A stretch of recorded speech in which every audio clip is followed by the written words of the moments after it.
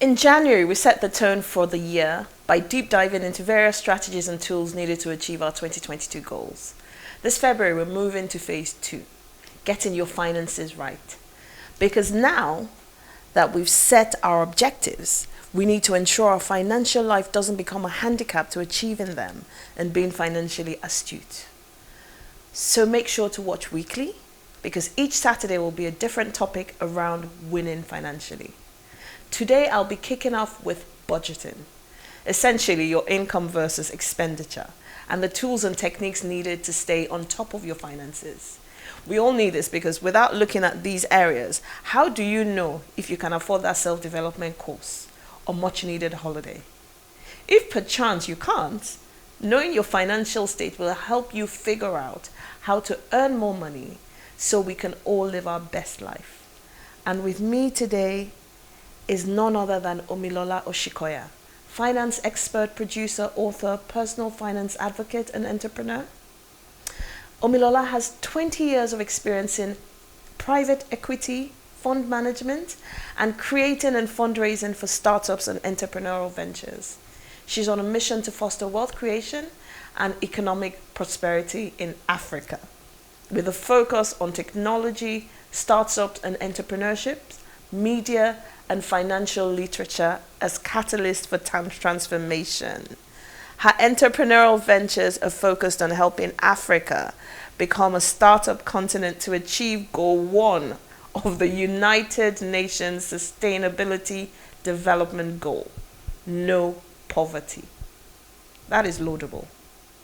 She's also the founder and author of The Richer Woman, the convener of Do It Afraid Conference, a Tony Elumelu Entrepreneurship Program business mentor, amongst other things. Omilola does so many things, and I'm always in awe of how she juggles all of it.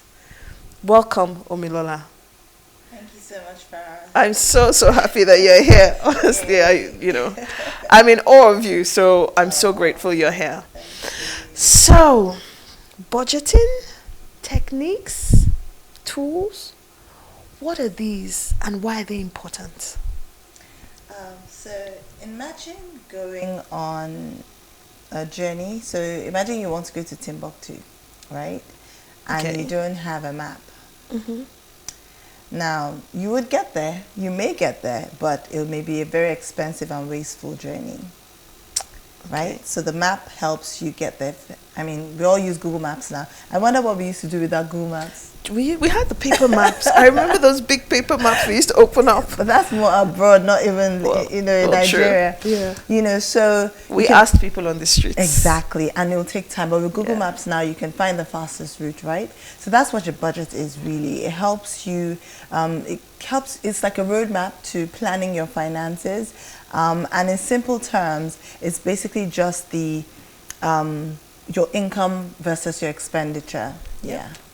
Yep. I always proudly say to people that, I have a budget. I have an income versus expenditure sheet. I can't remember when last I looked at it though. But, okay, are there any other tools? Well, yes. So in terms of, you mean for budgeting or financial planning? So for budgeting, yes. There's so many different types of different tools. I mean, the basic tool would be, I would say, using Microsoft Excel or a worksheet. So for an older millennial like myself, I'm at the borderline of millennials. So I started off with like Microsoft Excel and Sheets. But obviously with younger millennials, Gen Z, they're digital natives. So there are lots of other tools that they can use for budgeting, like different kinds of apps. What about the fact that a lot of people just scribble down on paper, or they type on their phones or their iPads? Is this an effective way of planning your finances? First of all, for those people that even do that, I commend them. Because it's one thing to even be aware that you even need to track. Very true. So they're Very true. doing that. Most people would not even do that. So let's even commend anyone that does that. Is it, if your phone is a tool? It is a tool. Before phones, we used to use journals, right? So the only difference is that how effective is it? So you scribble on a sheet of paper, you can lose your paper. With your phone, it's all over the place because maybe putting your notes is all over the place. But if you use an app, I mean, back in the day that you have budget journals that you can use, workbooks, worksheets. But if you use your Microsoft Excel or use a budget app, then most likely it's in a specific place. And apps right now do so much. They help you. I mean, some of these apps are actually connected to your accounts, your savings accounts. Oh, really? So they actually would even help you categorize your expenses. Yeah, some would even let you know, okay, you can save here. So they're actually quite interesting now. Wow. So more effective. You'll be able to achieve a lot more than even just simple budgeting if you use an app over sheets of paper. Okay, so let me take it back to, you said you're a millennial, yes? Yes. So am I. But we also have baby boomers watching. And those are our parents. We all have, from baby boomers to millennials to Gen Z to Gen Alpha, we all have the same problem when it comes to financial planning. It's so let's global. even break it down to understanding this concept of income versus expenditure. And let's even start from children, because we can begin to teach our children this now. Oh yes, so interesting. That's why. So I'm a producer of an financial literacy animation series called the Junior Billionaires Club. It's going to be in English, Portuguese, and French. Partnered with Junior. I'm doing it for Junior Achievement Africa, the world's largest. So Junior Achievement Africa is the continental headquarters of Junior Achievement Worldwide, the world's largest non-profit for empowering young people, and they're in 115 countries. So we've seen that. I mean, my third child is 6. He uses money because he buys his snacks from school. So ideally, we should start learning about money from childhood. It should actually be in your school curriculum. It should be, and a lot of economies and a lot of countries are actually, somewhere like Brazil now, Finland, they're actually putting financial literacy in the school curriculum because we all use money, but you're not prepared for it. And so you find out that you get into university, especially places like the UK, they're giving you so much loans and you'll be excited, free money. It's not free money. I remember my loans in university. Yeah, I had a friend that came out of university. I mean, now she's about £200,000 in debt. When is she ever going to pay that? Yeah. So financial literacy should be taught from childhood. Warren Buffett started at 11. Wow. Look at him today. Yeah, he started investing at 11. My daughters started their first business at age 6 and age 3. Wow. Yeah. It's important to start from a young age, not when you're too old. So how do you then... So you talked about the income versus the expenditure. Yeah. That makes the budget. So and we've said you can start early. Yes. Okay, so across the whole adult chain or child to adult chain, can you just Okay, so if you're a child, what would be your income? Pocket money, right? And your expenses, well, you can say, let me use my son for example, or my daughter's data. My daughters are always asking for data. You know, now they're teenagers, they're getting more conscious. Oh, I'd like to buy a bag. I'd like to, you know, buy this outfit. So that's teenager, more data. By the time you get to university, you're paying your own bills. I mean, obviously, if you get like you're staying on campus, so you begin to, they give you money. So your income is pretty much your allowance from your parents. However, ideally, even as a teenager, start working, start doing some holiday jobs here and there, so you can also start earning money. When you get to the accumulation stage after university, so your income will be like your salary. If you have other income, so if you own somewhere and you're receiving rent, or you have shares and you're receiving dividend, or you have a side hustle, you know, so for someone like you, if you have a 9 to 5, your income comes from, your salary comes from there. For your TV role, your salary comes from there as well. You know, so you identify all your different levels of income. You know, you should have multiple income streams. I remember somebody said you should have 7 multiple income Ideally, streams. I like to use the ocean as an analogy for wealth. So the reason why the ocean is never dry in and out of seasons because it has 7 different flows of water that goes into the ocean. However, I like to say, as opposed to having multiple streams, I say I have endless streams of income. So when I say endless streams of income, we're in the tech world, right? You can actually be sleeping and earning money from China, right? You can actually, because you're global, so whatever you're doing now, you can be earning 24/7, endless, from different currencies. So have multiple streams and endless streams of income. Then your expenses. So you have to list out your expenses. So if you have a driver, if you're paying rent, groceries, your utility bills,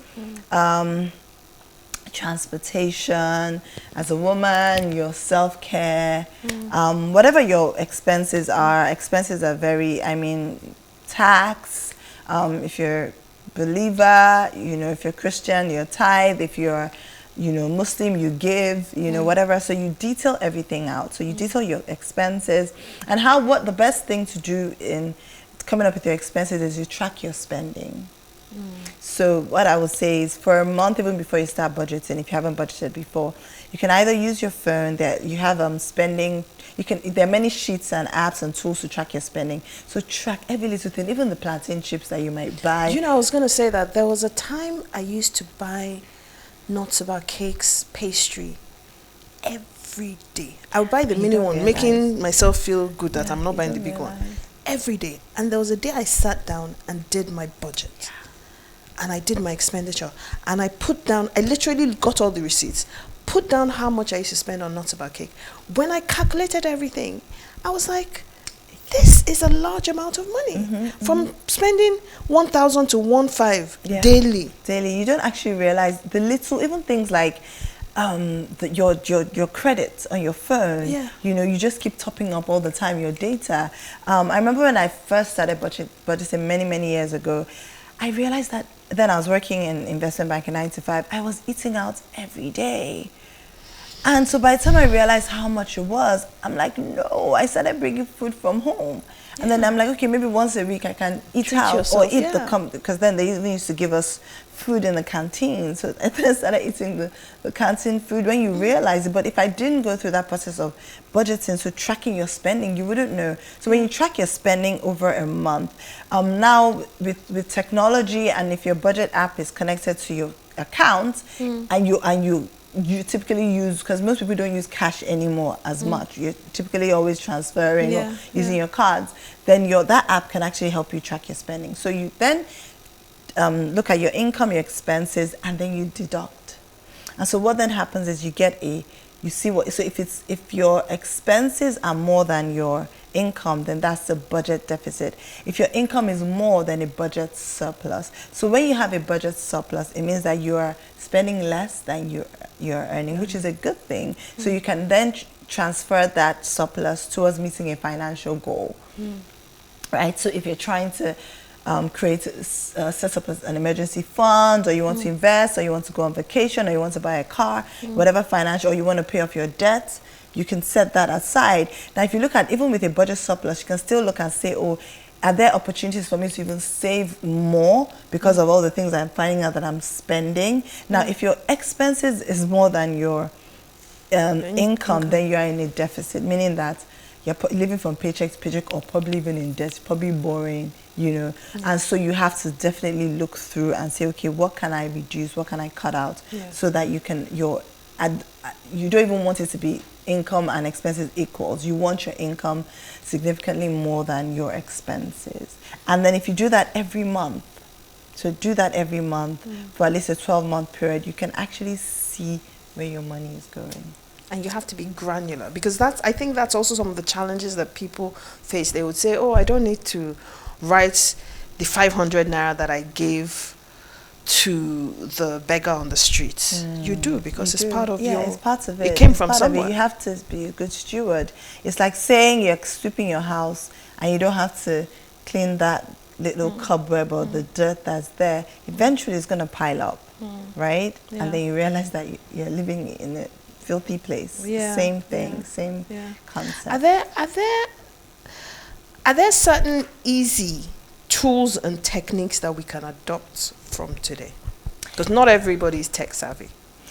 Well, yes. So if you're not tech savvy, then I mean, for someone like some of the stuff that I do, like even with the work I'm doing with the Richer Woman and my Tech World of Finance, or within my community, we have budget sheets that we give. So you can have a personal budget or a family budget. So we have budget sheets that we can give people. And it's simple. Just take, again, I can tell you what to do with a sheet of paper or a journal, but how effective is that? So I'll tell you that, but I won't say it's very effective because I feel like you can do a lot more with all these apps. And these apps are very simple. It's like you use your phone, you go on Facebook, you go on Instagram, right? You learn it because you want to network. So if your money is important to you, you would look at, and they're very simple. It's a mindset thing. So you take a sheet of paper or go on Excel and just have just type income.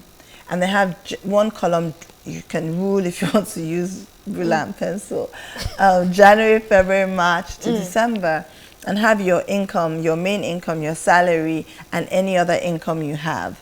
And then put a line, right? Add it. Then less your expenses. Same thing, total your income expenses, and then it's deduct. easier to just do Excel. So anybody who doesn't know how to do Excel should just learn. You have to. That's you have like to keep up with the it. solution. We don't. There's no excuse anymore. Technology is no longer an accessory. It's like saying, I say this thing that if you're in the food business, you're a technology company in the business of food. That's the way you need to see yourself now, because technology is no longer. It's now the platform, the foundation of everything. And COVID, the pandemic, has just made that. Yeah. You know. Are there certain golden rules that work for everyone? First thing is, don't feel like you have to have a lot of money before you start. I remember I used to work in finance. I would do budgets for multi-million-dollar transactions, but I didn't even have a budget for myself. It didn't make sense. But you find that if you're saying, okay, when I start making that 2 million, 1 million, then I will start budgeting. Trust me, you will never budget. If you start budgeting when you have 10,000 naira, 1,000 naira, you most likely, because it's a habit, you're developing the financial discipline and the habit. You're changing your mindset, you're changing your habits, you're transforming your mind. So when you start with that 10,000 naira, you have adopted those principles and skills, and so you're going to be more conscious. And I'll give an example. I remember one of my friends who's a multi-million-dollar. She has multi-million-dollar businesses. I remember we were going into a healthcare business together.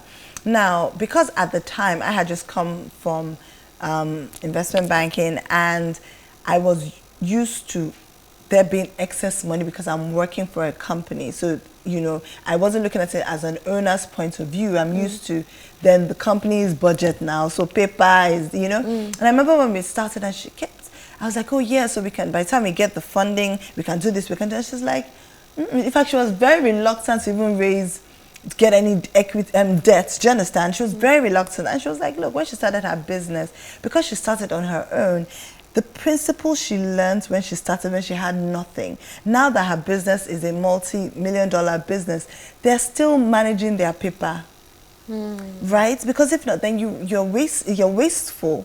But so they're still very conscious of, you know, not being excessive. And so it's the same principle. If you start when you're small, when you then have a lot of money, you would already have those principles. And so you would most likely steward your money properly. Wow. So start small. Yes. Wow. Okay, so we touched on the tech savviness, and we've agreed that you don't have to be tech savvy, but you actually have to be tech savvy because that's the way of the world. Yeah. I mean, you're tech savvy. Everybody's tech savvy. If you have a smartphone, you're tech savvy. If you have a smartphone. You don't have to go to, you know, do some programming course. No, if you have a phone, a smartphone, you are tech savvy. Okay, you had mentioned earlier about debt. Does debt play a role in budgeting? Okay, so if you're in debt, you have to budget, because it's even more important. Oh yes, in fact, because how do you know how much you have to pay? How do you know when you'll be able to finish paying off? It's only with your budget. So budgeting is a very important tool and technique to become debt-free. Because then you can see, for instance, if your expenses are more than your income, you can say, yes, you want to reduce your expenses, but then you may have to increase your income. So with the whole pandemic now, everything expensive in Nigeria, what you could buy with 40,000 naira before in the grocery shop, you're buying very little things. You know, how much more are you going to begin to say, we need to cut down on this in the house? You need to, at some point, you're not going to eat again, you're not going to live again. So you need to then think, okay, as opposed to just, being frugal and cut down on my expenses, maybe I need to increase my income. So if I have a job, do I get another job? Or do I start a business? What if you're not somebody who can do multiple things at the same time? Well, you just have to, even within your line of work, there's so many different things you can do. So for instance, if you're someone that's in communication, right, you have gained some experience and some skills, right? There are many people that are starting their career that can learn from you. So write a book, create an online course, do one-on-one coaching. So even within you're still in communication. I don't like the hustle mentality. I'm not a jack of all trades, master of none. I would say even within your speciality, your expertise, you can generate several streams of income. So you say I do a lot of things, right? Yeah. But they're still under finance and financial education. They're just different expressions. So people may think, how are you doing? But I'm focused. I'm still trying to achieve that one goal, but then I have different expressions. So they're different streams of income. Right. Okay, so one last question. What would we say to low-income earners? Because in reality, they're probably more low to medium income earners. Even medium is low in some other parts of the world. There's low in Nigeria. The Exactly. majority Of the income rate, earners are low income earners who they're struggling to even pay the rent every month. And then you're telling them to budget and put it in their face, and it's like, I don't want to deal with this. It's too much. What would you say to them? First of all, everybody at some point in their life was a low income earner. That's reassuring to know. Yes, everybody at some point. My first job, yes, obviously I come from a privileged background, so I still could rely on my parents to some, when I started working. But I was earning 7,500 naira. My first job, right? So and that was NYSC, So at some point, everybody, I don't want people to play the victim. Right? I actually even think that when you actually come from low income, you have a higher chance of being successful. So if you look at a lot of the people that started the big things like the banks, the tech companies, most of them is because they were disadvantaged and they were able to look for an opportunity they found a solution from a problem. Right? Most times, if you're privileged, most privileged people do not really do much. They're not very innovative. They don't really. So I just want the mindset, you're already advantaged from that because you've already hit rock bottom. So you can't go lower. Wow. As usual, we've run out of time. We just started. Do you understand? Yeah. But luckily, I'm happy about two things. One, you've been able to break down budgeting, so we're not thinking about it from a company perspective, but we're thinking about it from a personal perspective. Two, you've been able to tell us that you have to start from where you are, and stop waiting for that big bang before you start. I'm really, really happy about that. Thank you so much. And there's a third thing. I'm happy that you're going to be back again next Saturday when we talk about joint accounts for couples. Marriage and money. So we'll take this conversation to the next level when we begin to relate it to couples and joint account and expenditure and all of that. Valentine is coming. Yeah. So all the people that want to buy Valentine's presents, let them do their budget first and see whether they can afford all those flowers and whatnot that they want to buy. So thank you so much. Thank you so having much. me. So that's it. John, Helen, and myself will be back in a few seconds to round up. So please, please stay tuned. And I really do hope you've learned something this morning. Thank you.